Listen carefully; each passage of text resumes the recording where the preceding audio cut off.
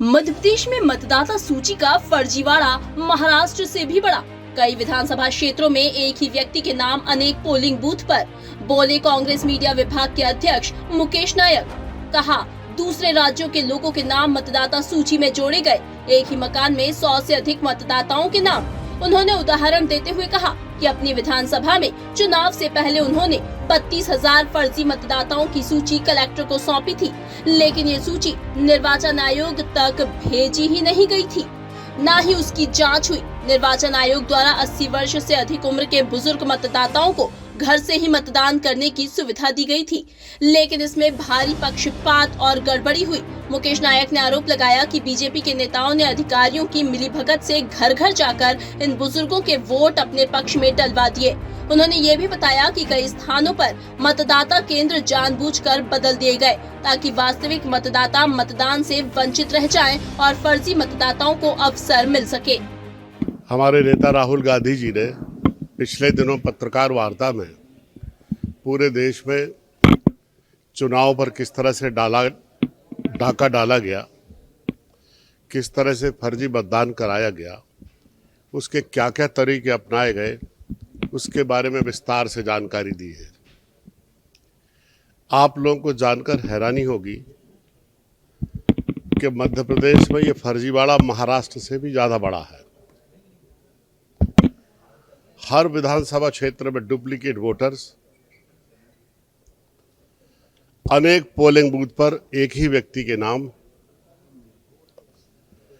अनेक विधानसभा क्षेत्रों में दूसरे प्रांत के लोगों के नाम, एक एक मकान में 100 मतदाता।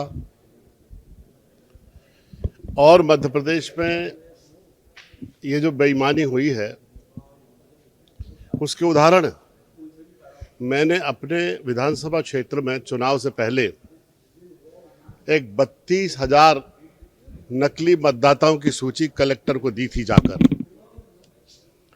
आपको जानकर हैरानी होगी कि कलेक्टर ने वो फर्जी सूची निर्वाचन आयोग को भेजी ही नहीं। पता नहीं क्या दबाव उनके ऊपर पड़ा, क्या प्रेशर था उनके ऊपर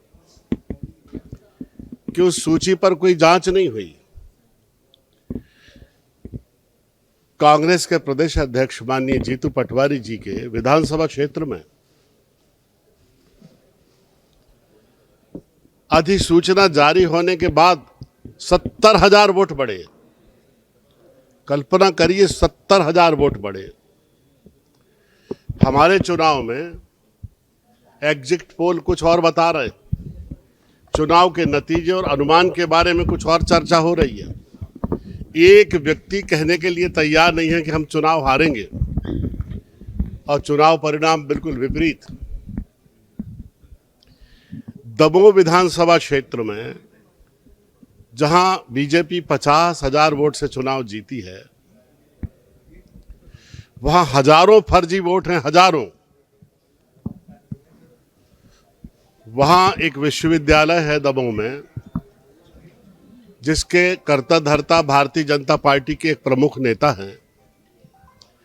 उनके यहाँ पिछले 5 सालों में जितने बाहर के लोग पढ़ने के लिए आए, सबके नाम मतदाता सूची में हैं। ये अलग बात है कि चुनाव के समय वो थे ही नहीं शहर में, लेकिन उन्होंने भी वोट किया, उनके माता पिता ने वोट किया, उनके रिश्तेदारों ने वोट किया। और इस तरह से 2.5 साल पहले जो विधानसभा क्षेत्र बीजेपी 17,000 वोट से हारी थी, 2.5 साल बाद वही क्षेत्र बीजेपी 50,000 वोट से जीत जाती है। आपने भारतीय जनता पार्टी की एक प्रवृत्ति नहीं देखी होगी इस बीच में। वो कहते हैं बस तुम तो चुनाव जाओ, लड़ो, कोई चिंता मत करो, हमारी चिंता है। यानी कई जगह ऐसे कैंडिडेट दे देते हैं कि लोगों को आश्चर्य होता है, और वो इतनी आसानी से चुनाव जीत जाते हैं कि वो खुद का हाथ काट काट के देखते हैं कि हम चुनाव जीत गए। बीडी शर्मा का लोकसभा का चुनाव खजुराहो का, एक एक बूथ की डिटेल हम लोग तैयार कर रहे हैं। ये 5-5 लाख वोट से कैसे चुनाव जीत रहे हैं, हम इसकी पूरी कहानी जनता के सामने रखेंगे। ये पूरे देश में प्रचार करते हैं कि अल्पसंख्यक लोगों की आबादी बढ़ रही है, तो मैं इनसे पूछ रहा हूं जी, कहते हैं गुणात्मक रूप से आबादी बढ़ रही है, तो उनके वोट कैसे कम हो रहे हैं? और केवल वोट कम नहीं हो रहे हैं, पिछले चुनाव में अलग बूथ क्रमांक में वोट डाला, इस चुनाव में जब वोट डालने गए तो कहा कि आपका तो दूसरे बूथ पर नाम है और वो बूथ 5 से 7 किलोमीटर दूर है, ताकि वोट ब्लॉक कर सके, मतदान ना हो सके। ऐसे कई लेवल पर डुप्लीकेट मतदाता, फर्जी मतदाता, दूसरे प्रांतों के मतदाता, एक ही एड्रेस पर 50-50, 100-100 नाम जो वहां रहते ही नहीं है। और इन्होंने ऐसी पॉलिसी बनाई कि जो बुजुर्ग हैं हमारे, वो वोट घर पर ही वो वोट डालेंगे, उनको सुविधा दी निर्वाचन आयोग ने। बीजेपी के लोग जाके, अधिकारी, उनके नेता, कार्यकर्ता घर जाके पूरे वोट डलवा लेते हैं और इस तरह से हर विधानसभा क्षेत्र में 2 से 2,500 वोट तो उनको फ्री में मिल जाते हैं। ये पूरे देश में चल रहा है। 13 तारीख को हमारी पॉलिटिकल अफेयर कमेटी की बैठक प्रदेश अध्यक्ष जी ने बुलाई है।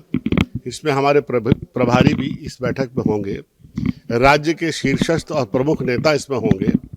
इसके बाद हम पूरे राज्य में सीनियर लीडर्स हर जिले में जाकर पत्रकार वार्ता करेंगे, स्पीक अप अभियान चलाएंगे, एक कमेटी बनाकर जहां जरूरी हुआ वहां पूरे एक वोट का हम अवलोकन कराएंगे, लोग तैनात करेंगे।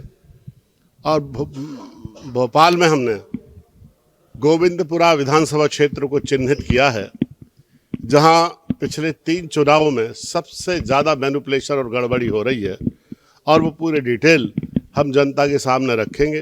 हर जिले में रैलियां होंगी, धरने होंगे, प्रदर्शन होंगे, और इस पूरी लोकतंत्र की चोरी और लूट का जनता के बीच में हम पर्दाफाश करके रहेंगे और बता देंगे जनता को कि किस तरह से बेईमानी के साथ ये पिछले अनेक चुनाव मध्य प्रदेश में जीत रहे हैं।